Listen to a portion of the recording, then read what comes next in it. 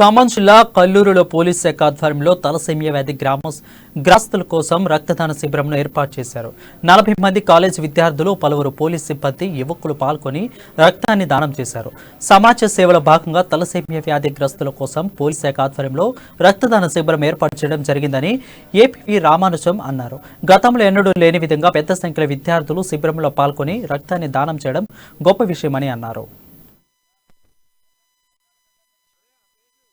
అంటే ఒక మనిషిని బతకాలన్నా మనకి బ్లడ్ ఎంతో ముఖ్యం. చాలా మందికి అపోహలు ఉంటాయి. బ్లడ్ అనేది ఎన్నిసార్లు దానం చేయొచ్చు, ఒక వ్యక్తి ఆరోగ్యవంతమైన వ్యక్తి ఎన్నిసార్లు దానం చేయొచ్చు అంటే సంవత్సరంలో 3 సార్లు ఇవ్వచ్చు. ఎవ్రీ 4 months ఒకసారి ఇవ్వచ్చు, 4 సార్లు ఇవ్వచ్చు.